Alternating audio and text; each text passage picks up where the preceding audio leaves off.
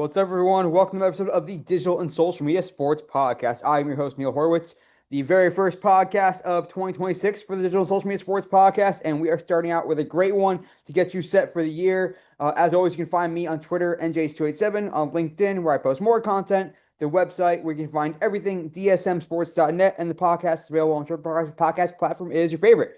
We have an awesome show for you guys today to kick off the year. Someone who I've been reading for a while, have been wanting to connect with for a while. She's been on the list of hopeful guests, and I was able to grab her to help us kick off 2026. My guest on the podcast today is Alyssa Meyers. She's a senior reporter for Marketing Brew. You have more than likely read some of her stuff. If you're interested in the space, she writes a ton on Marketing Brew about sports in particular, among other subjects, but sports is what we'll focus on today, of course, for this podcast. And we talk a lot about what she's been seeing in the space, the various conversations she's had about campaigns, initiatives, what to look ahead for in 2026. Just so much good information, so much good insight, intel. So here she is. Listen up, Alyssa Meyers of Marketing Brew. I am back on the podcast with today's guest. I'm so excited to be speaking with her. I feel like I read her words more often than anybody else in the world. She has covered so many great stories and has taught me a lot over the years. My guest on the podcast today is Alyssa Meyers. She is a senior reporter for Marketing Brew. Welcome to the podcast today, Alyssa. Hey Neil, thanks for having me on. So psyched to pick your brain. You get to cover so many interesting stories and really, I'm sure, absorb a lot of knowledge and insight along the way and get to see like where we're going, where we're headed as an industry, from whether it's from sales or marketing or sponsorship or brand and all these emerging leagues and established leagues. There's so many great stories you get to cover. So I'm psyched to learn from you today and pick your brain today. But before we get into the meat of our discussion, tell us about you. Tell us about your background, how you came up in this career, and what you're doing today with Marketing Brew. Yes, I will try to give you the elevator pitch short version because it can get quite long. I've always known that I wanted to be in news and reporting, be a journalist. I've loved to write since I was young and loved talking to people, meeting new people. So it always seemed like a natural career path for me. I double majored in college. I studied journalism and advertising, which is a little bit how I ended up in the job I'm at now. Yeah. I went to journalism school at Boston University, and it was a very traditional program there, though. So basically, all I was exposed to was breaking news, newspapers. That was my first couple of jobs, doing sort of like night, weekend shifts, and then more full time at newspapers. I started at the Boston Globe. When I graduated, I moved to Virginia to work at a local paper in Southern Virginia there, doing sort of the city council beat, crime, breaking news, courts, that sort of thing. I did really like it, but it's a tough gig. You don't get paid a ton. It's Right. really fast moving, demanding hours. And I wanted to have a little bit more of a life on the side, and I wanted to live in New York. So that's how I sort of ended up in my career path now. Got a job, a fellowship with Business Insider on their advertising and marketing reporting team. And that sort of launched me to where I am now, covered marketing generally for the 3 or 4 years. Ended up here, and about a year into my job here at Marketing Brew, we sort of said, what's missing in our coverage? I wanted a bit of a beat change. I had done a few sports stories just as sort of a matter of personal interest. I'm a huge sports fan. I've been an athlete my whole life. I play pickup soccer. I run pretty seriously. I am a competitive boxer. So it's a big part of my life. Did some of those stories. Readers seem to like it. So yeah, we made the sports marketing beat official here, and I've been doing that for a few years now. And you kick ass at it. And now I know not to mess with you in a dark alley because you will punch my lights out potentially. Correct. But I want to even like think about, and we talked about this a little bit offline before we started recording of like what it's like to prepare for a career in journalism now, and like no one knows like where this is going. And even mentioned a little bit like it was preparing you for like the traditional life of a journalist that in theory hasn't changed since the early 50s, 60s, and the 80s, 90s, whatever. But it's much different now. So like how do you feel like you were prepared, or and how can we get better as a system to prepare the media reporter, journalist, whoever you want to call it, of tomorrow? Like, tell me about your experience and what you saw was working and what is missing, sort of. Yeah, that's a great question. I have a feeling that this is not the same case for everyone, but I can speak a little generally from my upbringing in media and journalism. Like I said, my experience was really traditional. There are things about that that are amazing. The foundation of working in a classic newsroom at a newspaper, doing breaking news It was quite literally a trial by fire. There was no better way to learn the basics of writing and reporting. But I think that when I sort of moved on in my career, when I looked back, what was lacking was definitely a little bit more of a modern approach. I think media and journalism is still a really old-fashioned business. Advertising to some extent too. There's a lot of nostalgia for like the Mad Men days. And even me when I was in college, one of the reasons why I loved journalism was like I would watch All the President's Men and like I wanted to meet a source in a parking garage and Yeah. that's just not really the way of the world anymore. I was not, we had a class, I think that was a prereq. It was like one course that I had to take called online journalism. And it was like, use your cell phone to take a picture and like here's how to upload to a website. Like it was the existence of that class, I think, says a lot about the state of journalism education. So while I have a feeling there are, and that this was 10 years ago, but I think maybe there are still some programs like that. And I think that it's time for the older guard, at least. You gotta accept like news is on TikTok these days. News is on social media. Yeah. That's real news. It's not all misinformation, and those are tools that reporters need to use. It needs to be more than just one class called online journalism. There needs to be, I think, a little more flexibility. Yeah. What do you think of being is the purpose, the goal of your journalism in particular, and maybe that's a little bit of an approach of the Morning Brew, Marketing Brew, approach as well. Like, is it just information dissemination? Is it is it wanting to have your own POV a little bit in there because it differentiates you a little bit? Is it meant to be teaching and like what's kind of your guiding principle as a journalist yourself? Yeah, our philosophy, I think, across Morning Brew and especially Marketing Brew and the other B2B publications we have is that we want to make our readers smarter and we want to do it in a way that is easy to digest, enjoyable. We've kind of been known for a little bit of a lighthearted style. We like to use some humor where appropriate. Yeah. We are very anti-jargon. We want things to be put simply in normal human language. But we want the end result and the work cumulatively, and this is how I feel, to be really smart. I want to feel confident in it. I want my readers, who I have so much respect for, they're people who I admire their careers, CMOs of brands I love and teams and leagues I love. That's who's reading Marketing Brew. So the bar is really high because of that. And while we like to have fun with it, we are also one of the most principled, serious, tied up newsrooms I've ever been a part of. So there really isn't a ton of opinion. And I still, maybe that's a little old-fashioned, but I do think, obviously, I have opinions. I try not to put them in my writing at all. I'm a Yeah. traditional reporter. I don't think that my stories should reflect my opinion at all. They reflect the thoughts and the opinions of my sources. And they are all fact-checked and copy edited like crazy. So a little bit of both ends of the spectrum. No, I think making your readers smarter is certainly a strong principle to stand on, and it comes to fruition as a reader myself. So tell me about like it's interesting to hear your background. I always it's always astounding me. I'll tell you like a mini anecdote. When I was working on the team side of myself, one of our team beat writers who worked for the local paper, he knew nothing. I was working. It was in ice hockey. He knew nothing about hockey before he started covering the hockey beat. He was like came from like a basketball background, even like a news background. I was like. Wow, it set up a light bulb for me being like, it's just you're reporters and you can cover a beat and you know how to do it and those are transferable skills. So when went from covering what you were doing in Virginia and then Boston before that and then came into Mark and Brew and said, okay, I'm going to take on the sports beat. What is that process like? Like, how do you and just in general when it comes to covering a beat, do you have to kind of become an expert? Do you have to like understand how the business works and let alone who to know and why to know them? Like, tell me about what it's like to really own a beat and all the work it takes just to get to the starting point. Yeah, you definitely do have to become an expert on it. I think the caveat on that is that you don't have to do it immediately.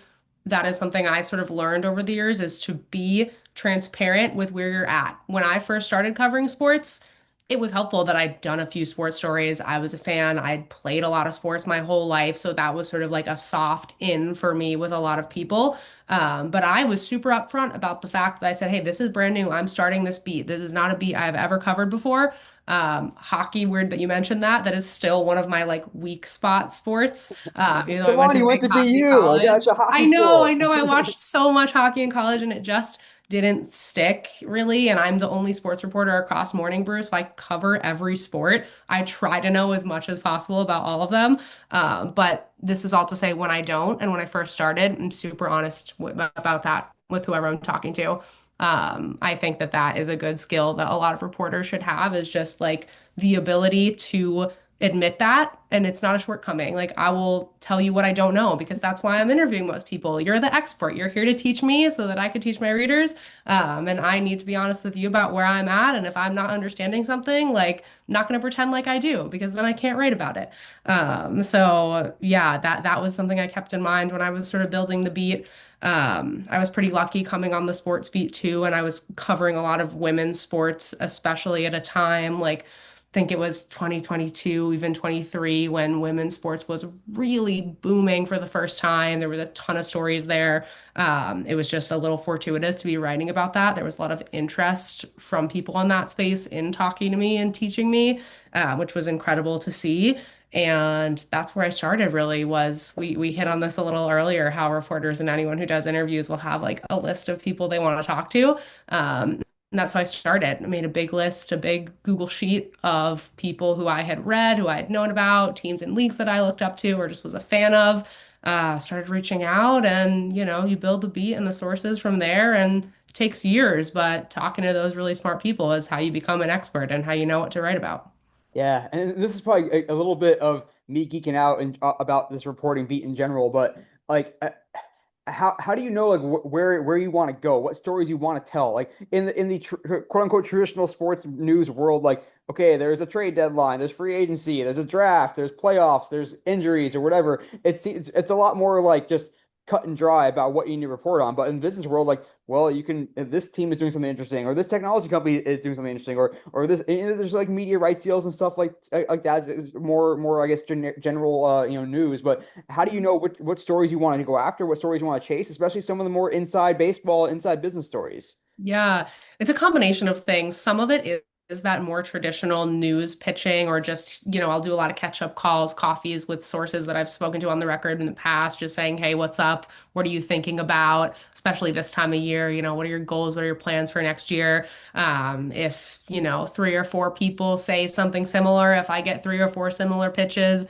that's always been a really common way, a really easy way that I'm like, cool, this is a trend. This is something a bunch of people are doing right now. Yeah, Passion points for me, honestly. Like, I did a bunch of stories about marathon and fitness sponsorships this past fall. yeah, Because I was, doing a lot of races and trying to qualify for New York City Marathon next year, and I couldn't run this year because I'm hurt, but I just like was passionate about it, and I was in that space and I was spending time in gym. So I did this story about High Rocks race sponsorships because I was seeing that on my Instagram feed. So being in the world a little bit myself has been really helpful, and I love that about my job is that if there's a team or a league or a sport that I'm playing or I'm watching and I'm really passionate about and I know it and I have an idea, I want to write about it, I can write about it. It's the best kind of story. It's super yeah. fun. But yeah, there's also obviously a lot of the other more, I don't know, the more of a heavier lift where it's stuff that I'm also reading other trade publications and, reading the news, following the news about things like trades and free agency and injuries and sponsorship mostly, and sort of putting that all together to form more of a bigger picture trend idea. That's usually Yeah. sort of how I look at my coverage. It certainly sounds like you have the. We always joke at people that work in or have spent time in the sports business world that once you spend time in it, you will never see or experience a sports event the same way again. Like you probably go to now 5Ks, you go to like a basketball game, and all you can see is like, oh, neat sponsor activation, or oh, like Yeah, that's a like it's for so better or for true. worse, it's that's how it's going to be for the rest of your life. But I It's hope so it's for the true. better. Yeah, it's why I'm thankful I don't actually cover like sports in terms of the game. I'm not like a traditional sports reporter. I'm sports Yeah. business because I can still go to the games and watch games and have that be not work, really. Totally. So when you find like as you go and report these stories and talk to folks that are working on the team side, league side, media side, whatever, like is there a pretty heavy PR machine where you are getting pitches saying we want people to know about this cool strategy that we have, or we want people to know about the sponsor activation, or is it just as much of you being interested in, and being proactive, being like, hey, that's cool that you're doing that. I want to hear the behind the scenes of how that came together. Like, what's that like, and how has it kind of evolved in your time covering the beat? Is there more of a PR machine, especially probably for those emerging sports and women's sports that want to get their story out there a little bit more proactively? Yeah, I think there is more of a PR machine, not just for sports and emerging sports and women's sports, but just across the media ecosystem. I feel like this goes without saying, and a lot of people have heard this, but it's very true that there are more and more PR people. There are less and less reporters every day. And so if you're a journalist, you're of course just going to be inundated. I've always had a lot of really good friends who work in PR and at PR agencies. And so it's been a sort of passion point of mine to talk about this stuff and try to maintain good relationships. I think it does have to be a little bit of both. I've definitely done a ton of good stories based on a pitch. I Yeah, think there has to be a give and take. Like, I will never write, I don't really take well to like suggested headline or like suggested questions. I think you tell me what you want. If we're both honest with each other, I'm like, okay, this is cool. I like this, this, and this. This is what I think my readers will like. This is the way I want to go with that. Is that okay? yeah. So I think it's a little bit of a push and pull, and it has to be a collaboration. And then, everyone involved kind of feeds off each other. I am happy to do stories based on pitches if I can have a little leeway. And then in turn, I hope that we have a good enough relationship that, like I said, oftentimes I do come up with my own story ideas and I'll reach out to people and say, hey, I'm doing this feature about XYZ. I saw your brand did a campaign that fits in that trend. Can I talk to someone? And yeah, I think that, it's really important to maintain those relationships. Yeah, and along those lines, like, what are sort of the narratives that you are seeing is also what's being pitched. Like, and I speak about this also in like the framing of what leagues and teams and brands like see as success. Like, we are reaching a younger demographic, or we're reaching a more diverse demographic, or look at us, like we are increase our sponsorship sales, or we increase our ticket sales, our season ticket sales, our group sales, whatever it might be. Like, what are some of these bigger pitch narrative stories that you are seeing as well as what you're receiving? Yeah, I think that you hit one right on the head with the next gen fan. I hear a lot about that, see a lot about that, write a lot about that. I think it's smart. I've been seeing it a ton, especially lately in motorsports. I think after what happened with Formula One in the US, even F1 and teams are still, I think, focused on, okay, we have this new audience. They're young, they're women, they're from parts of the world that we have not reached before. They're here, they're interested. How can we make them a fan of our team? How can we make sure that they will wake up at 8 in the morning to watch a race in Abu Dhabi as opposed to just watching Drive to Survive? Yeah. And I think other teams and leagues are doing the same. Baseball has been kind of an interesting one on that front because in my experience, I've talked to a handful of teams that are very focused on Gen Z, Gen Alpha, next gen fans, casual fans. But baseball historically is a little bit of a traditional sport. I think there are still Right. teams that are slower to embrace change. So yeah, I think that you're right that that sort of like next gen fan and how teams and leagues can sort of capture their attention and get them to stick around is really top of mind for a lot of people. Yeah, it's funny that people tend to forget sometimes that all these big sports that are making billions and billions of printing money, the median fan is like in their 50s, if not older. Like, and if you get like to golf and baseball, it's even older. And it's like, Yeah. okay, well, that's why I guess it's so desperate to show like yes, our median fan is really old, or let alone our average fan probably is even older if you type get averages into account. But I guess that's why they want to show like we're not a dying brand. We are growing because we have the next generation of fans is coming, even if they're consuming the sport in a different way. And fandom starts so young. People say that to me all the time when we have this conversation. Like, I think the sports marketers that are really knowledgeable about this do say things along the lines of, like, we've done studies. We know fandom starts when you're 3, 4, 5 years old, Yeah. super young. So, why would we not think about a fan's journey from that young age? Yeah, and you mentioned Drive to Survive. There's any number of stories about the new avenues to fandom, I guess, and even what it means to be a fan. We could go on a whole other tangent about that too. And so, like, as you're starting to see this blend or these different avenues into fandom, whether it is through these docu-series or through partnerships with musicians or influencers or creators or interesting brand activations as well. Like, what are some unique ways you're starting to see brands help new fans get creative of sports, new ways that leagues and teams are trying to recruit fans, and even what that fan funnel is starting to look like, or what success looks like in these some of these fan development initiatives. I love that question. There's so much there. There's so much to say in terms of the connections between lifestyle, entertainment, music, fashion, all that stuff, and sports. And I think there's some really exciting stuff going on. I am a huge fan of some of the docuseries and that approach. That is a strategy that speaks to me personally is, the NFL's Helmets Off initiative. Every sort of team or league has some sort of version of that where they have realized that people, a lot of the next gen newer fans, are fans of the athlete. They want to know the athlete. They are more fans of the athlete than they are of the team. And that can be a pipeline into being a fan of the team. But you want that personal connection. I love that. I think that's good. I think everyone is trying. I heard so much this year from probably every team or league CMO I talked to, like, oh yeah, and we have this docu-series. It's going to be like Draft to Survive, but for XYZ sport. Yeah. Uh, that one I don't think is ever replicable again, but I think it's still worth doing this kind of content. I'm so excited about what brands and teams and leagues are doing with mascots lately. That has been such a fun story for me to Yeah. follow because I do think that brands can play a role in developing the profile of a more rising team or league or sport. There's been some really cool campaigns with mascots, and I think that's so fun.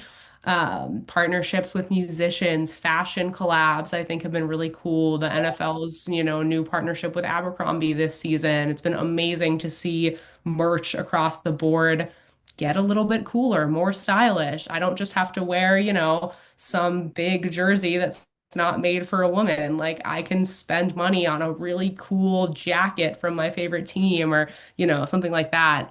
So there's just so Yeah. much exciting stuff going on. No, lots of good stuff to hit on there, and like the mascots. I mean, I think TikTok really helped elevate a lot. Like some of the earliest TikTok stars were like Benny the Bull and BYU Cougar, and of course, like what we've seen with Ellie the Elephant, and just mind blowing of like we never thought about like making a feminine mascot, and now all of a sudden she has like her own deals with like cosmetic and jewelry companies or whatever. It's Yeah. so cool to see.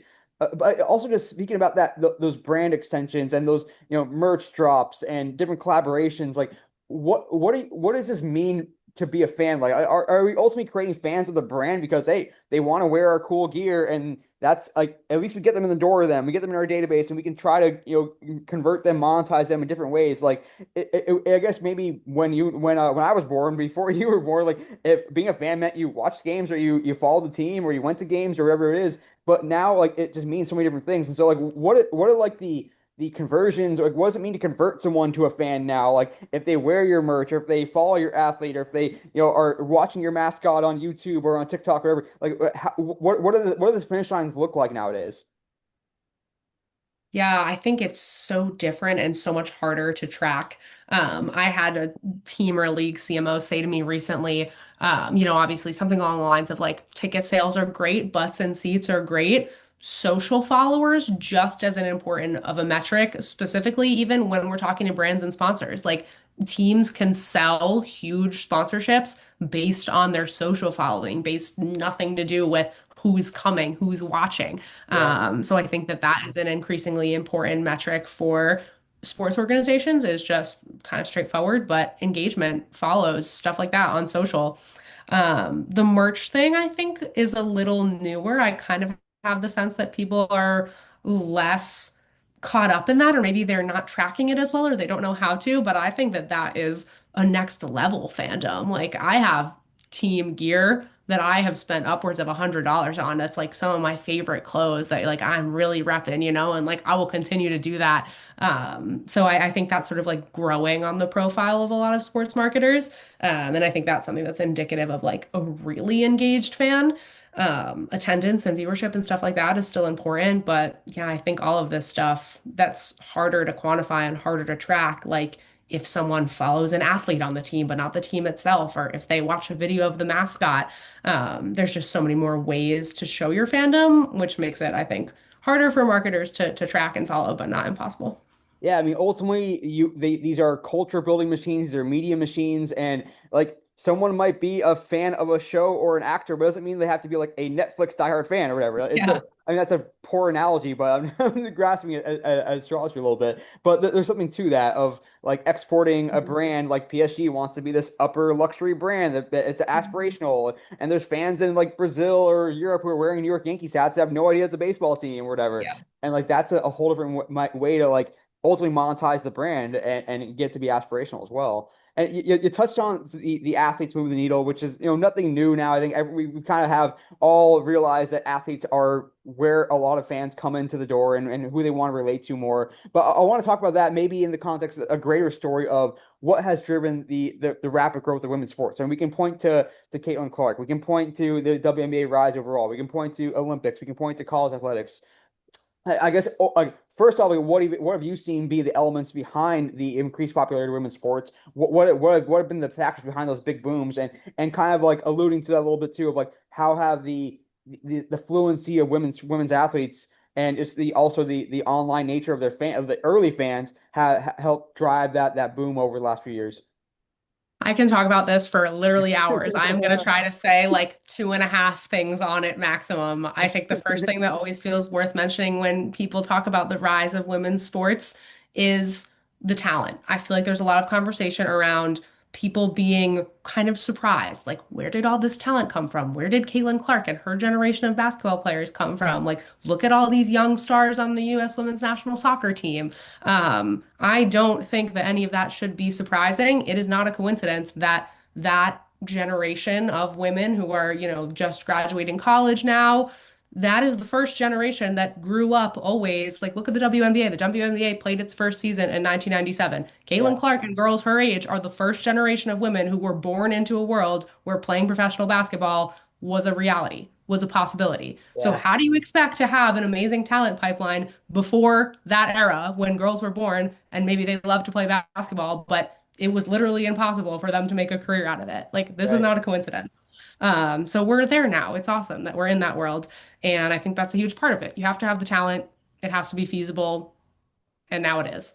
I think the other part of it is that for a long time, when these leagues like the NWSL and the WNBA were newer, they did not get the media attention that they get today, and they still don't get perhaps as much media attention as they deserve or as a league like the NFL or the Big Four do. But they had to make their own platforms, in a world where it used to be, right? If you wanted to hear about an athlete, if you wanted to watch an interview, see what they had to say. You had to watch ESPN. You had to read an article where they were interviewed, or like the media was the only The gatekeeper. intermediary between fans and athletes. And they weren't giving a platform or any attention to these women athletes, so they had to do it themselves. They had to become incredibly social media savvy early on. They had to start their own podcast because they were not getting invited on. I won't name any specific ones, Yeah. but the popular ones. They had to do it for themselves. They had to become really good at it. Now they are amazing at it, and they do have a little bit more attention from the more traditional platforms. And I think the combination of both of those things has contributed to just like this explosion that seems like all of a sudden, but was probably a long time coming. Yeah, you alluded to it earlier too about like how your ability to have online clout and social clout as a league or as a team is a big part of the value prop you have to brand partners and others in the world now. And the women have nailed that from the beginning because they've had to. They didn't have any other choice. And in general, I think social media is a little bit more like females are generally more savvy and female athletes are generally more savvy and that has only not exacerbated is the wrong term but has amplified that effect as well and I think what's interesting too and you can speak this better than I can but the influx of new brands and new different types of activations has been super astounding to see in the women's sports world. Like I always joke with that who knew that Sephora was just waiting with a huge sports marketing budget, being like, we Yeah. want to spend here, let alone like feminine hygiene products, and it's even just existing brands who are activating in new ways. Like, so Yeah. what are you seeing in that world of new brands, new partners, new activations, and new opportunities to work with sports leagues and teams that we hadn't seen before? Yeah, it's been amazing to follow, and I feel like I started getting into covering and reporting on this stuff at just the right time, the most exciting time where some of the most, ingenious new ideas were sort of coming out. I think there was kind of like a first guard of support for women's sports. You still hear a ton about Ally Financial. Like man, such a smart early move. They invested so heavy so early that now they are synonymous with women's sports and everyone else will have to play catch up with them for the rest of time. And they're like one of the only brands I think that will never have to again like prove that they're authentic, like Right. buzzword, Yeah, sorry, but uh, Andrea Brimmer or Zimmer, like yeah. she's a women's sports Hall of Fame for her. Yeah, for sure. And it was interesting because at her time, like she was a D1 soccer player. So there was a lot, I think, of like CMOs of her sort of, I don't know if generation is the right word, but like a group of women, I think, CMOs of brands who sort of rose at this time where they were able to play D1 sports in college. Maybe they were Olympic athletes. They didn't really have a pipeline after that, but sports was clearly amazing for them because they became these great business leaders. They knew firsthand that sports sponsorship and women's sports sponsorship could be valuable. So I think some of them led the way. Like Ally is not the only financial company that's done this. I feel like State Farm is such a big sports spender that got into women's sports early, Mass Mutual, like all these sort of financial insurance companies have always had huge sports budgets. And they started spending on women's sports at a good time. And now I feel like we're kind of moving into a space where more, you don't just have to be a CMO who played a D1 college women's sport to see the value. Like it's not just personal experience. There's more of a business case now where you do see the sort of like new era brands like beauty brands, Sephora, Essie, like making these sports deals. And Sephora now working with the Warriors too, right? Not just the Valkyries. Yeah, Like they're in the NBA, which I think is so cool and makes sense. Like they're not just selling, I don't know, mascara. Like they do skincare stuff. There's definitely demand for skincare among men. We see male athletes now like wearing nail polish, talking about skincare, talking about makeup. Like there is a market for that. So it makes perfect sense to me. Never mind the fact that women are basketball fans as well, are NBA fans. right. So yeah, I could go on, but I will pause. Are you seeing and are brands understanding this and teams for that matter too? Like, are these net new sports fans? Like, I think something I always come back to is the Golden State Valkyrie story about how like their season ticket holders are have little Yeah. to no intersection with the Warriors season ticket holders. And it's like, holy crap, these are new fans that weren't fans before. So like, are you seeing that these brands and these teams that are they recruiting new sports fans into the sports in the fandom fold, or is it still like a lot of just male fans who are pick or not just male fans in general, but like fans who are already have their team and now they have a women's team? Like, what do you see in that space, and what are brands looking for in that space? I think it's so dependent. Like, I think that will differ not just sport to sport and league to league, but team to team, market to market. A lot of it depends on the market. Like, if you're a new soccer team, are you in a traditional soccer market? Or, do people not know so much about it? I think that that's where some market research could come into play, or at least a little bit of like casual fan polling. Like, you got to know where you are, what the demos are, because I think it will be different. Think there are some definitely fans who, maybe it's women who grew up with huge sports fandom and they're big, like talk about Denver, they're getting an NWSL team. Maybe you got people there, not just women who are huge sports fans, they're Denver Nuggets fans or whatever. Like there's a big sports culture there. They're already indoctrinated. They're probably like, great, here, we got a soccer team now. I think there's potential also, for fans who aren't so much into sports, but maybe soccer's so accessible. Maybe they played when they were young and they haven't thought about sports for 2 decades now, but how do you get them into the fold? I really don't think there's like a one size fits all answer. I think there is a way to make anyone a sports fan. Totally, and we're seeing it, and along kind of jumping off that, piggybacking off a little bit. Some of the work that you do that I really enjoy reading is, and I just geek out about the space of these emerging sports. And I know we talked about women's sports just for a while now, but the women's hockey league or the lacrosse or pickleball or cricket or mass participation sports like running that you mentioned, like how are these smaller leagues, jumpstart leagues, emerging leagues getting on the radar? What kind of creative things are you seeing out there? Is it the takeover tour type stuff? Or is it like giant activations like in the middle of Times Square doing something that you can't help but get attention? Is it influencers? Like what are you seeing to get these newer and emerging sports on the radar of the mainstream, I guess? Yeah, so much good stuff being done there. And it's worth noting that some of the growth of these leagues, like the PWHL you mentioned, some of these volleyball leagues, they're 2, 3 years in, that it's nothing. Like even to compare them to other women's sports properties that have been around for 20, 25 years, like they are so, so new. Think about when the NFL was 2 years in. Like it's so Yeah. crazy to even, there's no comparison. And that just always feels worth mentioning when I talk about the growth of emerging leagues and sports that like they're so young and anything at this point is impressive. Like give them another 10 years and then we can really talk. But there's been some really cool stuff. I think brands do play a role, like doing innovative brand partnerships with big name companies that have an audience, even if it's not like fandom like a sport. But I think there's something to be said for that. I think some of the more like lifestyle entertainment partnerships are really cool. In the influencer vein, like you think of music, there are like, yeah, creators in the music space, creators in the fashion space, creators in the food space. I've seen a lot of teams sort of like invite those people outside of sports, invite them in, have them come to a game. They do content that now their followers who maybe only care about fashion, now they're saying like, oh, hey, cool, like we can go to this game and wear this merch. And it's a whole new, type of fan that you've unlocked. I think that a lot of organizations have had a lot of success going that route with something a little more unexpected, whether it's a brand partner, an influencer partner, whoever, just branching out and getting new fans that way. Yeah, oh, that's great. I'll tell you too. Just a few minutes left here with Alyssa Meyers. She's a senior reporter for Marketing Brew. I think her and I can geek out on stuff all day, and we might just do so. One of my favorite things you've written over the years was an interview with I don't know if I pronounced her name correctly, but Shanna Stevenson with New York Liberty, Oh yeah. and I mentioned that because it was a great insight into what it meant to build a brand of a team. And we're seeing now, kind of piggyback off that last point around these new teams, new leagues. We see like you have to create these new brands from scratch.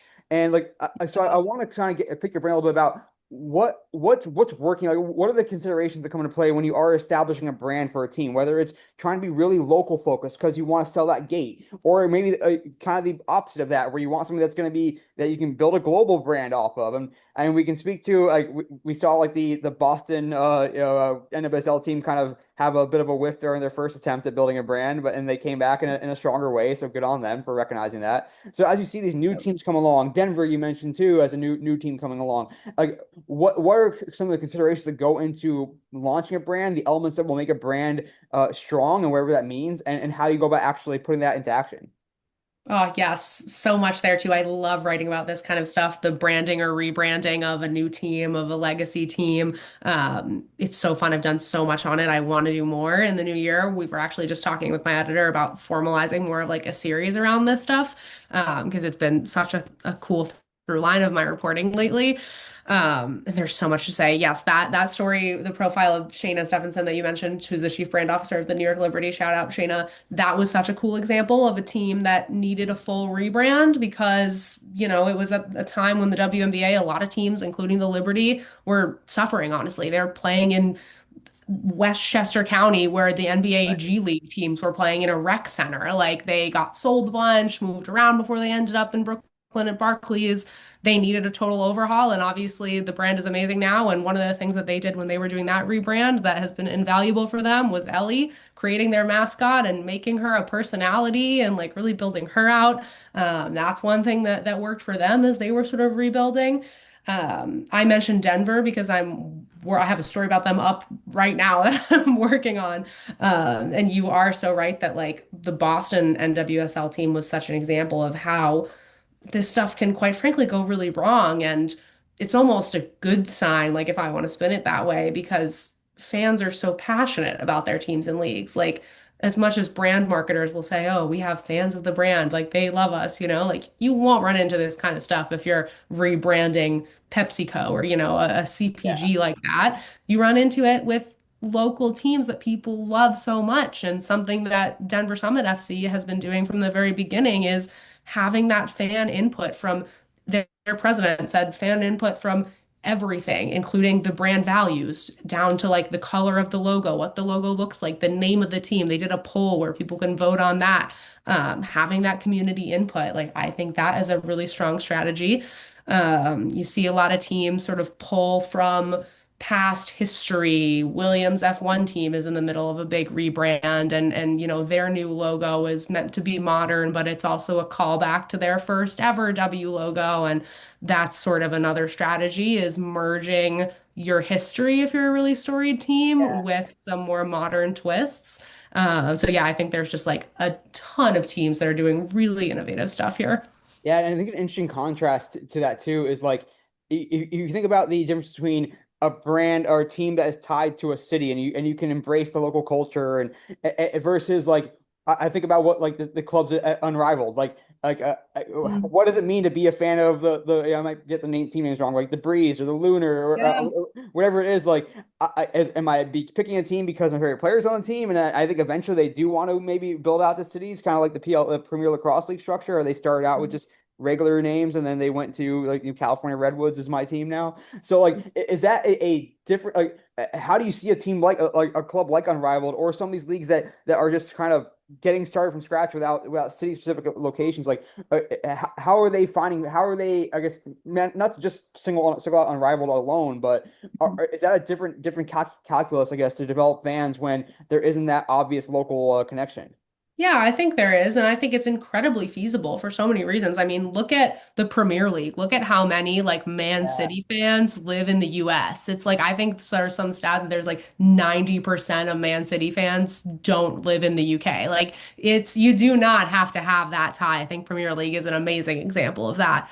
And I think, we already talked about how important connections with athletes are. Like, of course, in this day and age, you can build a team brand and have people root for your team just based on the athletes, not based on the city. It's sort of like the Athletes Unlimited model as well. Like they're right. another one that's Yeah. kind of doing this. And yeah, you definitely don't have to. I mean, I am someone who I talk about this a lot, my own personal fandom. I grew up not with a ton of sports fandom. I went to Yankees games growing up. That was really about it. My parents were not huge sports fans. I didn't get into sports until really I was an adult. I started playing fantasy football and then I was like, okay, I got more into watching the NFL and I watched Drive to Survive and now I will wake up and watch F1 races. Like I have come into sports fandom in so many different ways. Yeah. And sometimes you have to pick a team. Like you're not gonna grow up with everyone isn't gonna grow up born into fandom. Right. You don't always pick a team based on where you live. People move around. So yeah, I think there's just a lot to be said about building a brand for a sports team that isn't solely tied to, the market or geographically speaking, because especially look at the media landscape we're in now. Like we're not doing RSNs anymore. Totally. Everything is streamed. Like you can watch whatever team from whatever city. So yeah, I think it's forward looking. Yeah, that's spot on there with the local broadcast, like not dictating who you can watch and who you can follow. It dates me to realize that like you couldn't just watch every game. You had to watch whatever was put on in your local area, and so it was a lot different then. And you allude to these global clubs like some of the Premier League clubs, and it's interesting to think that like yes, there is some sort of like brand sort of if you pick to be a Man City fan or a Manchester United fan or an Arsenal fan or a Liverpool fan or a Tottenham Spurs fan, whatever it might be. Like, what are you starting to see in the greater industry of US of non-US clubs as well around what they're doing to cultivate global fans and not just like how to win those fans through localized strategies. Certainly want to hear your take on that as well and what you're seeing, whether it's through brand partnerships or influencers, creators, whatever it might be, but also like what the business models look like, what the business propositions look like, how they're ultimately going to monetize these remote fans. Yeah, there is again a lot to say there. I think social media is a big part of it that a lot of these more international leagues are sort of looking at, not just F1, but there are other race circuits, motorsports, other sports that compete around the world internationally in different cities. And I think they're using social, obviously, they're doing live streams on YouTube. They are making that stuff really accessible, making sure that their streams are easy to access. They're where fans are. You got to show up wherever your fans are. So they're looking and saying, okay, are our fans on Twitch? Are they on Instagram Reels? Like, where should we put this stuff so that fans can watch it? They're clipping and like putting value behind highlights and saying, okay, people maybe don't want to watch the whole game. Maybe they can't because they're in a different time zone. That's perfectly fine. We're going to post a ton of highlights. If you only want to watch the highlights, that's okay. That's valuable. If you convert into buying a ticket or watching live from that, amazing. But if you don't want to do that, that's okay, I think is the approach that a lot of marketers are taking. And I think the business case for it is integral. Like I think a lot of women's soccer when I think about the business of international sport because I'm a fan, but also that's a big conversation in terms of the player talent right now is like women US stars that are based here, they can get paid a lot more money if they go play in the UK. And some of the biggest stars are, and there's big disputes over their contracts now to keep them in the NWSL and vice versa. There are international superstars who are, huge, huge, huge in their countries and on their national teams. Barbara Banda, Marta, like all these Yeah. people who play in the NWSL. So you have to, and you can, like that league can monetize their fans in other countries. And you just have to, like, because of that baseline reason that the talent is, crossing countries more and more, I think. A little bit of like I want your informed opinion here. Of and not necessarily you can speculate too. Like will the sponsors tend to follow the athletes more than like if Sophia Wilson had gone overseas, or if Trinity Rodman decides to go to the WSL instead of staying to NWSL, like will that dictate? Will a sponsor follow her to the WSL team? All of a sudden they'll be like supporting Arsenal or whatever, a Lyon if she goes to France, or right, versus staying with the team. Like how these dynamics affect the way that brands are thinking about how they're going to enter these sports and reach these fans. They very well might. I think that that could be a very smart move, like following an athlete to a different team or league. I think that that could be really smart. Yeah, following an athlete somewhere. It reminds me of like when NIL was kind of new, and there were some really forward-looking brands at the time who were saying like, okay, how cool would it be if we could sign an athlete when they're in high school or when they're in college, and then we could Right. continue to sponsor them if they make it big. So I think there's a lot to be said for a brand that could tell that story and go with the athlete. I think it obviously depends on their KPIs and things like that. Like, are you even an international brand? Do you have an audience in the UK? If you're not sold there, then probably okay. You're not going to follow that athlete overseas. But I think there is a lot of opportunity there and potential if it makes sense for your goals. And if your deal is structured that way. And I could definitely see sponsor saying, hey, the big talent, they're not here anymore. They're in this other league. We're going to go evaluate that. If the audience lines up, the demographics line up, they think they can meet their goals that way, then yeah, why wouldn't you follow them?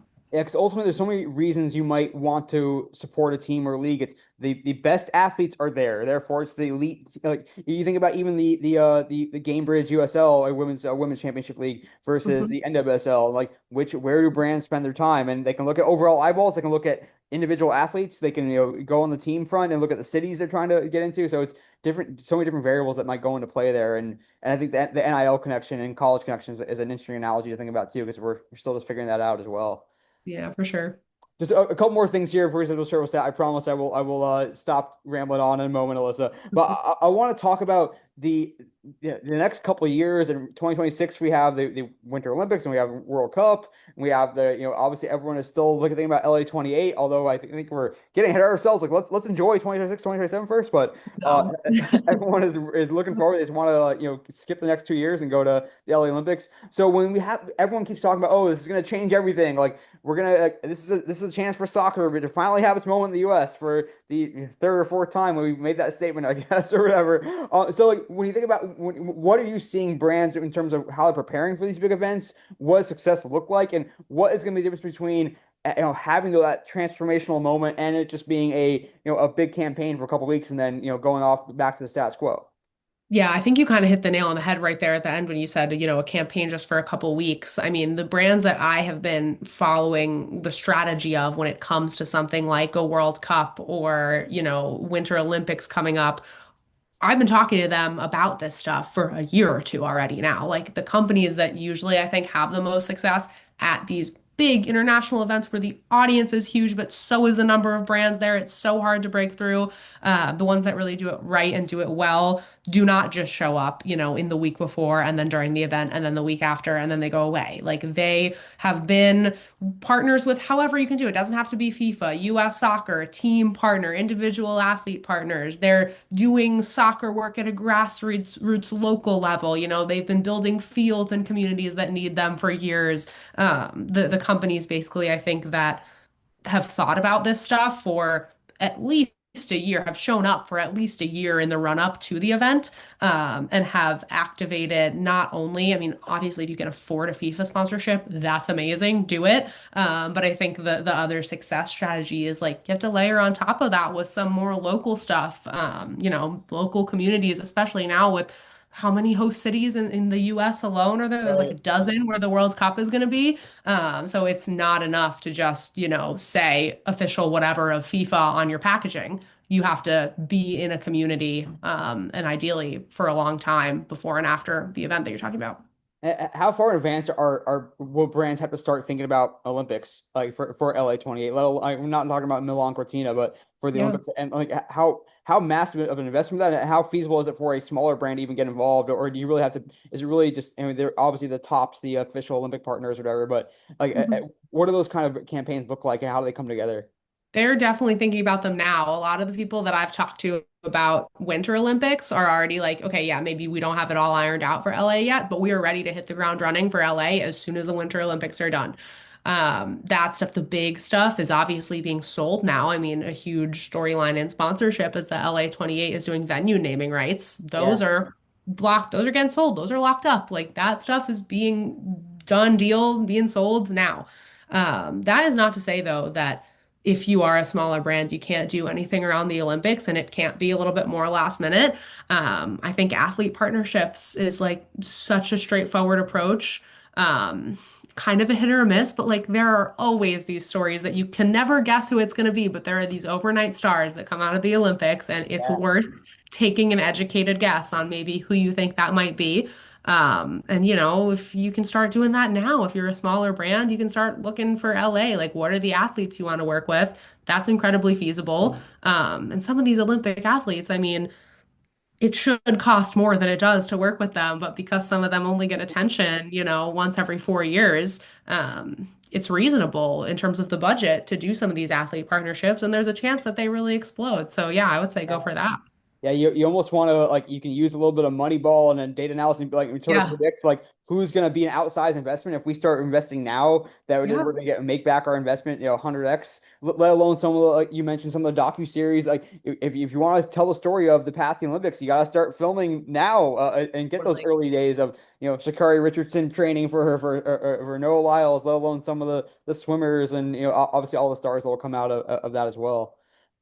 Last thing before we will show us out, Alyssa, I promise, is kind of looking ahead to 2026. And I was excited to have you on because this time of year, because we are at this turn of the calendar, and there's who knows what's going to happen, what the biggest stories are going to be in the year coming forward. So, what are you looking for? What are some of the stories that you're most excited about, and what are some of those things that you are kind of speculating on right now as well? Yes, you were getting a sneak peek at another story that I'm working on now, which is obviously my predictions piece. But this Love year, it. my question to mostly agency folks, but some of the like sponsorship analytics execs as well, was what's overlooked? What are sponsors, what are brand marketers overlooking in sports right now? So this is a mix of my opinions, their opinions. I will not attribute any of this to anyone in particular because that would be too hard, but you can see it in the story when it comes out. I've talked a little bit about motorsports. I think that is going to continue to boom. Someone smarter than me was like, yeah, F1 still, but look at the back of the grid. You don't only have to partner with a McLaren or a Ferrari or a Mercedes. Like there are teams that are up and coming. McLaren hadn't been a winning team for decades before they started doing super good. And the brands like Hilton, like MasterCard that worked with them for years have this amazing story now that they can tell about how they supported this team like through the hard times. So yeah, someone said F1, but look at the back of the grid maybe if you don't have the biggest budget and there's still opportunities there. Other motorsports that people mentioned to me, IndyCar, MotoGP, which is motorcycles. Yeah. Someone was talking about Monster Jam, which is crazy. They have some crazy social stats and apparently are really popular with families and kids. So that could be a really fun opportunity for someone in the motorsports world. Oh yeah. Um, Flag football is a really big one that I've been hearing Totally. a ton about. Flag is going to be in the Olympics in 2028, so that is a real up and comer, the way that soccer kind of has been, and I think that that continues to be an opportunity. International soccer, like we talked about, like maybe partnering with some of those international stars who play in the NWSL or vice versa. Yeah. Coaches, even like a lot of people mentioned coaches to me, especially soccer, especially Emma Hayes. Like, why don't some of these really famous coaches have sponsorships? Yeah. That could be super cool. I think I mentioned to you the story I did about Hyrox, which is like a fitness race, basically. I think a lot of people have heard about it at this point, but fitness sponsorships, like run clubs, marathons, things that are a little bit more related to like the gym side of sports, I think is a really good opportunity in the new year. And then some of these up and coming like new league models, like we talked about, like Unrivaled, but not just Unrivaled. Project B, I think, is the other new Right. basketball league. We talked about Athletes Unlimited, PWHL, these volleyball leagues, pickleball leagues, Yeah. and especially some of these ones that are being run a little bit differently, owned by athletes. It's not just like the sponsorship model that's different. These are different businesses. And I think that that can give more flexibility and some more opportunities for sponsors. Totally. Love all that. I'm grinning a mile wide because I love this stuff, and heck, I almost want to go on tangent of like athlete-led brands and that in that sense too. There's a whole Oh lot yeah. there. But we'll save that to the next time. But fantastic stuff. But we'll be right back to episode Turbo Stat, and then we'll have some more fun with our sidebar segment. So here's episode Turbo Stat coming up right now.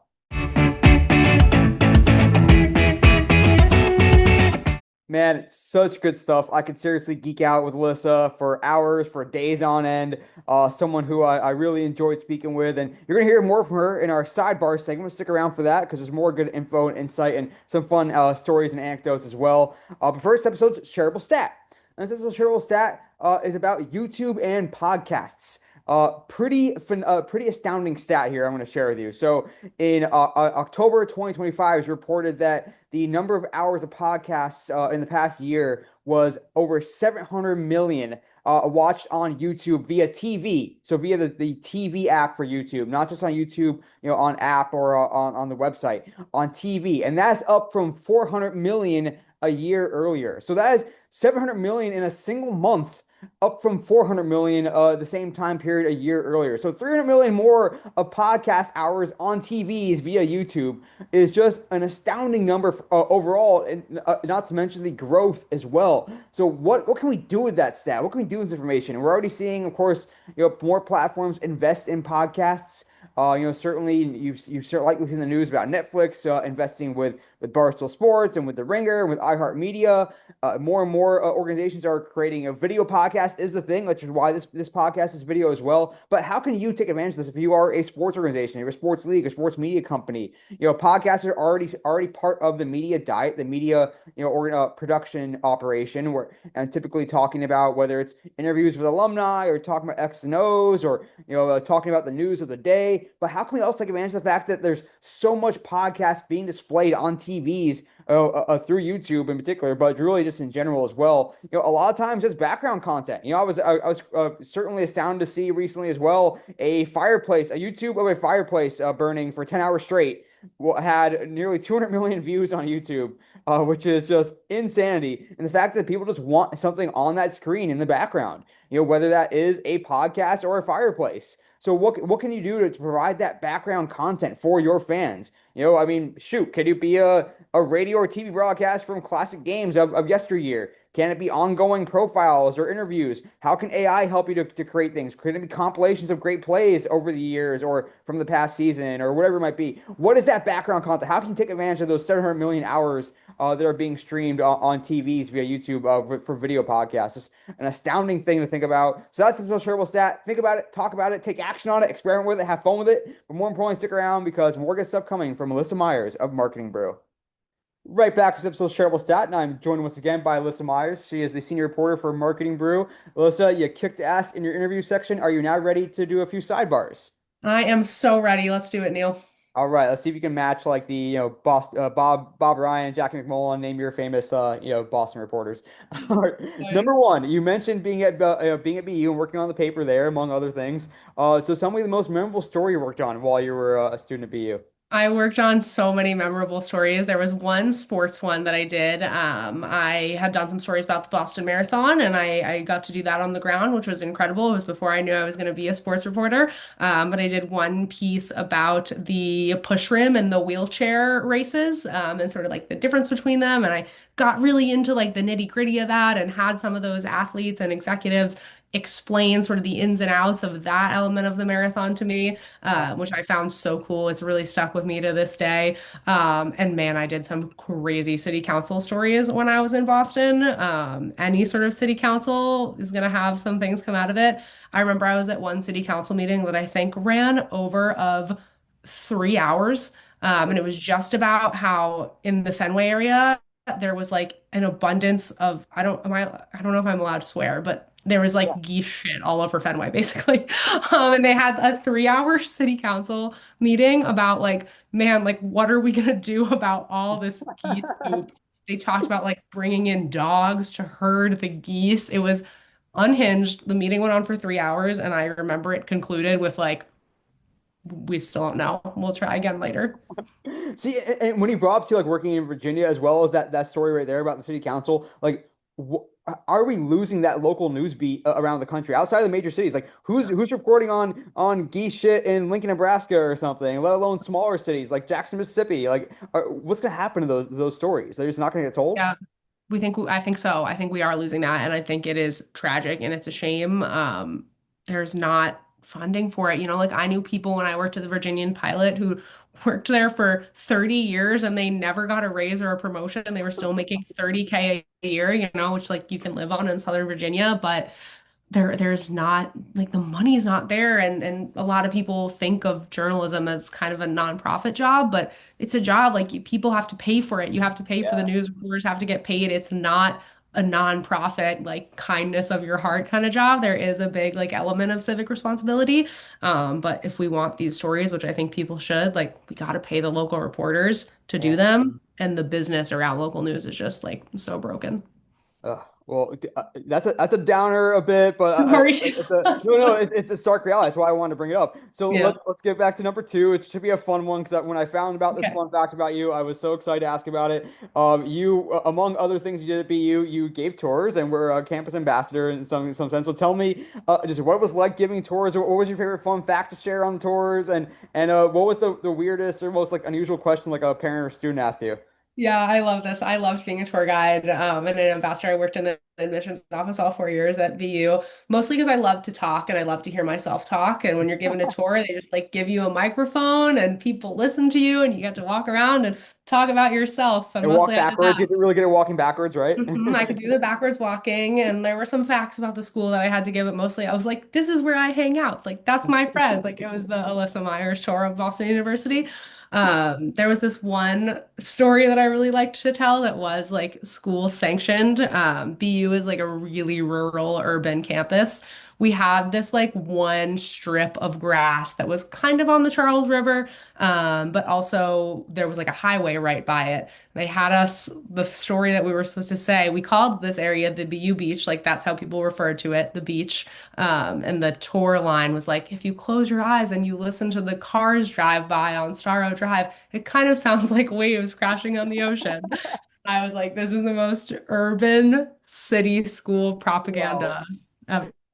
That's fantastic. Yeah, it's like right on the T. It's an incredible location to be right in the Yeah. heart of Boston. I will tell you my fun fact because I had a good buddy at BU and I visited him multiple times on campus and the dining hall was incredible. Like food, like fresh meat slice, like a fresh omelets, fresh pizza. I was like, I want to live here and eat here every single day. So that was my Yeah. incredible. You ate well while you're BU.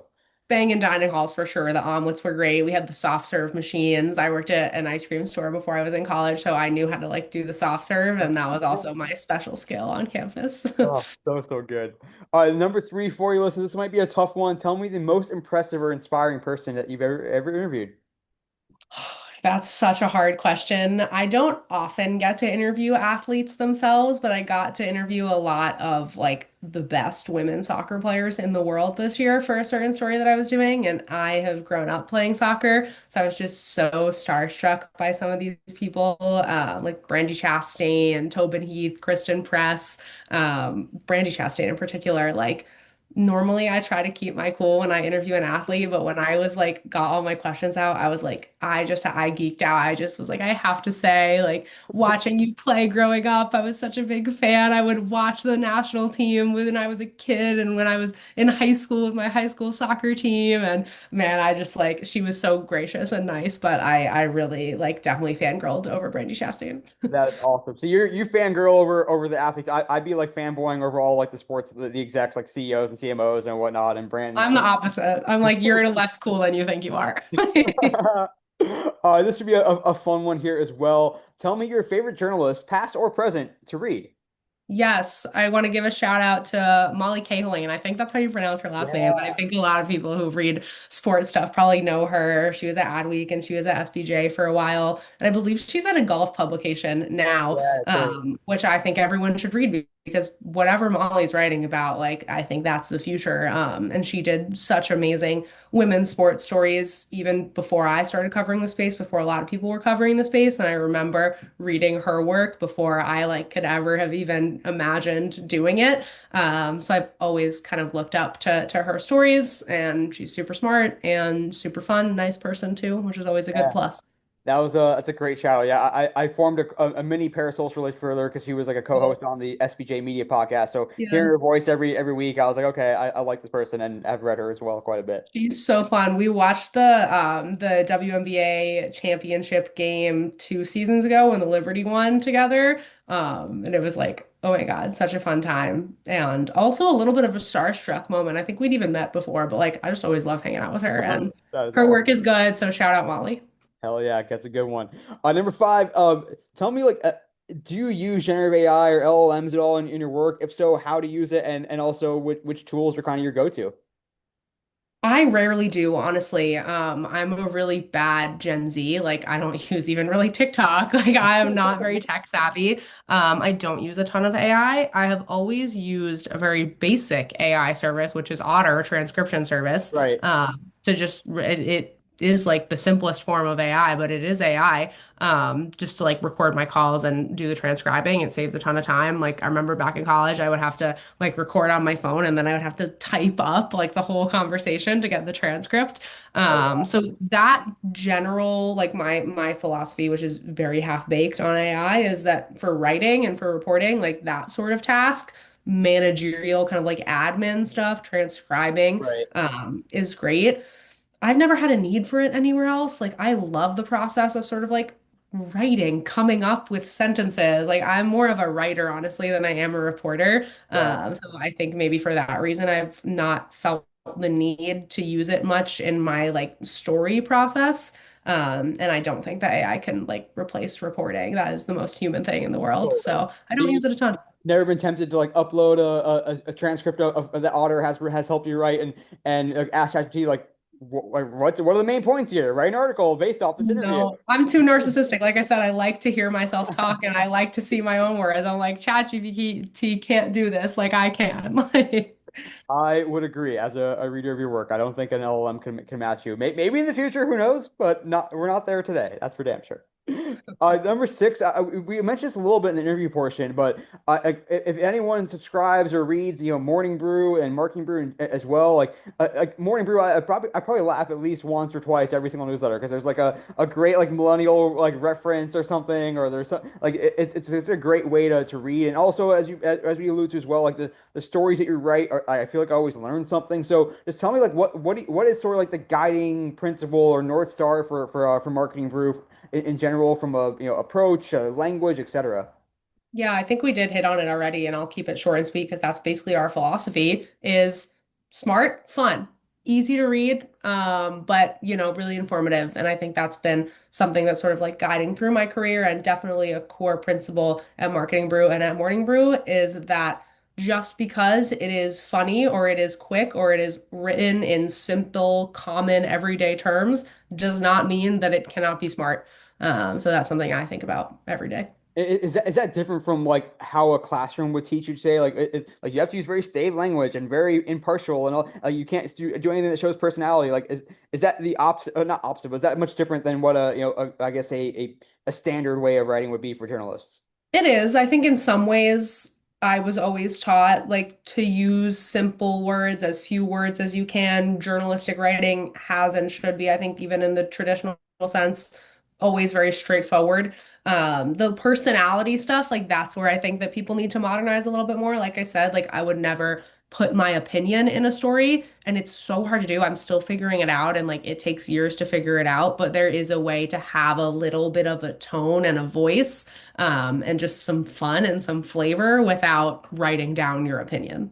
Yeah, I mean, I even read like a recent Marketing Brew sports story now, and I was like, this doesn't sound like Alyssa. And I went and looked at the byline, and it was someone different. And I was like, oh, okay. I maybe. I love to hear that. That is really nice. I'm glad that that comes across. And yeah, shout out to my team. I'm really grateful. I am the only sports reporter, and it's just like not a single person beat, but we're such a small team. And I get so much help, like especially around stuff like Super Bowl. So you'll see everyone's bylines on sports stories from time to time, which I am grateful for because there is not enough time in the day. And people, like, I'm sure most everyone listening knows that Morning Brew, Marketing Brew, like, is one of the OG newsletter companies as well, and it just was really done a great job in that space. So, what have you learned from your time with Morning Brew? You're also at Morning Consult for a little bit, which I think has a strong newsletter game as well. Like, what Yeah. what you kind of learned about newsletters in general? I know you're not writing a newsletter yourself; you're writing articles that are then excerpted in the newsletter. But what are you kind of learning from your time being at these newsletter behemoths, especially Morning Brew? Yeah, no, you're right. I mean, most of my work is like writing the full articles, but everyone on the team is involved in the process of sort of like compiling the newsletter. Um, I think it's a great model. I'm happy to work in newsletters. I think it's sort of a more realistic way that people consume media these days, and I'm not fooling myself into thinking that like everyone is reading the whole newsletter every day. I know personally like how hard it is to keep up with that stuff. But something I've learned at Morning Brew, especially, is in that vein, and what we've already been talking about is the value of making things like short and sweet and punchy and still smart. Like how do you tell what's that one or two or three sentences of this whole story that you can put in a newsletter format that is gonna ideally make people want to read the whole thing, but B, like make your peace with the fact that they might not, and that's okay, and you still want them to learn something from those three sentences. Yeah. Do you pay attention, and do your coworkers pay attention to like what is the click-through rate on my story? Like, is that a win if someone clicks, or is it okay sometimes if they don't click as long as they opened it and still read that extra, presumably? Yeah, we pay attention a little bit. As far as I can tell, every team has their own kind of like philosophy on it, and we're allowed to have that. The higher levels, like my editor in chief and the company executives, I know pay very close attention to this stuff. But then they say to us, like, how much do you want to know? Basically, my team, I think sometimes we look at the end of the year, the stories that got the most clicks. That's once a year that we kind of look at clicks. Other Yeah. than that, I think the stats that we like to check in on more regularly are the ones in aggregate, like how many people are opening the whole newsletter, how many on average are clicking through. So it's a little bit less of a competitive vibe, and more of like a how is our work all together, serving the reader. And I think, open rates and read through and stuff like that of the newsletter as a whole is a little bit more valuable to us than clicks on a link. Right. Is it ultimately like you want someone to come and read the full, like I think about this from from the context of like how you might package some of your stories for social first and for native Yeah. consumption on social platforms. Like, do you have any say or any contribution how that gets packaged and how is that success and that engagement happening off platform, off the actual .com, affect Yeah. your evaluation success as well? Yeah, we have an amazing social team and we've definitely been branching out a lot. My team launched a podcast this year in September. We rolled it out, Marketing Brew podcast. So that's one example. I have reluctantly done a few like social videos Yeah. at the guidance of our one of our social directors. So that's another way, that where I'm talking about some sports marketing stuff reluctantly on TikTok, but it's another platform for us to sort of spread the word. And then in my ideal world, someone might see that and then they might say, oh, cool, this is really interesting. I'm going to Google like marketing brew Lululemon NFL deal, and then you can read Yeah. more about it there. We've done that. Yeah, we have different ways we package our stories, even digitally.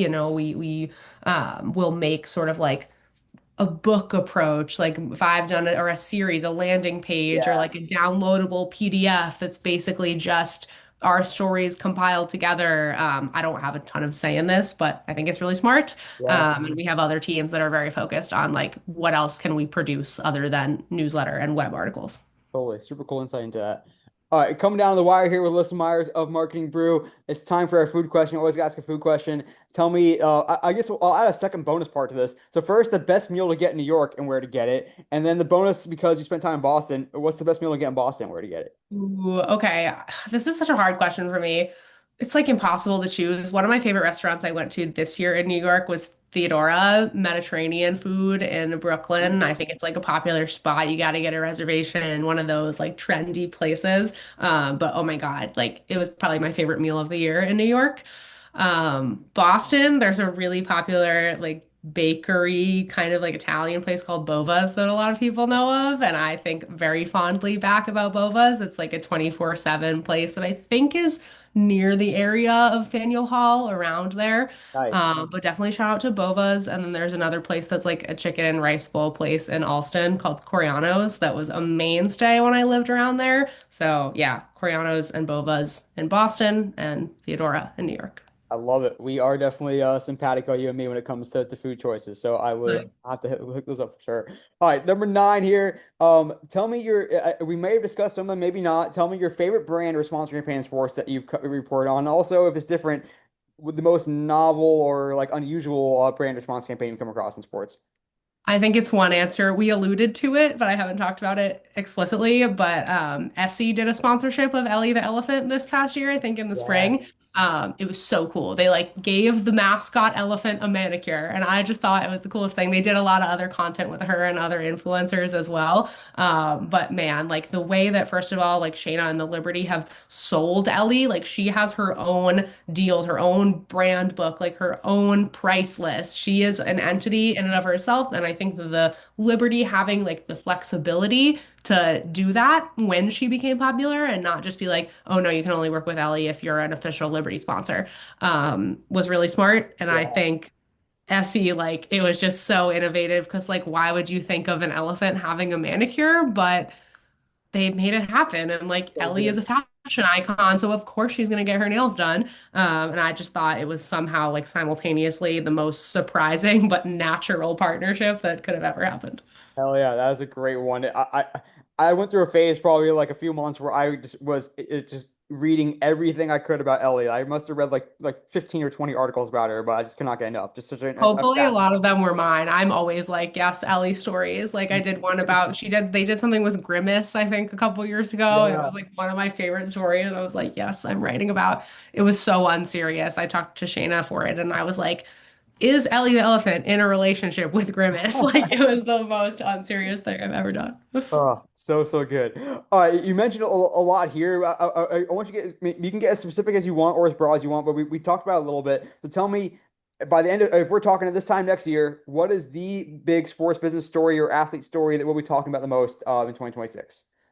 That is such a good question. I think that something we hit on offline a little bit is like some kind of motorsport being the next F1. I don't really like to say the next anything, but that's pretty general. Something in motorsports. Like I think that's only going to continue to get popular in the States. I think obviously the trend of women's sports will continue. And like I said, I think some of these leagues that have only been around for a couple years, maybe not, maybe this is a little more forward looking, but like the more time goes on, I think the more we're going to hear about, PVF volleyball or Love Yeah. B volleyball or PWHL. And I think you hit on it a little bit too, but the third thing I would say that has not really come up in my prediction story yet or here, but I think about it a lot is athletes as their own brands and their creators and sort of the power of athletes in a brand deal, which is pretty specific. But I think something for marketers to continue to think about is giving an increasing amount of freedom, creative freedom, business freedom, whatever, to your athlete partners because they're going to expect it. They know their audience best. They have their own brands and businesses to think about more and more these days. So I think ownership and athletes as business leaders and partners as opposed to just sponsorship assets and kind of one and done things is going to be more of a thing in 2026 and beyond. Hell yeah, that's a great one to end on. I mean, the athlete story is so fascinating, especially in women's sports, where oftentimes, like sometimes the athletes, the teams or leagues need the athletes more than vice versa, and that's not the norm Yeah. in sports. And we're seeing that play out right now a little bit with like this showdown between WNBA and WNBA NBA PA. Like Yeah. maybe we don't need you. Maybe we can just go to Project B or go to or just do Unrivaled. It's fascinating. Yeah, Uh, and in soccer too, you mentioned it with like Trinity Rodman and Sophia Smith, yeah. like pay them whatever it takes, like you need these athletes probably more than they need you. And yeah, the WNBA CBA is just like another great example of it. Oh yeah. All right, listen, you crushed it in the sidebars. Now your chance to take over the podcast and tell us your all-star to follow. It can be a social media follow, it can be a newsletter, a podcast, whatever it is. Tell us who they are and why they're worth following.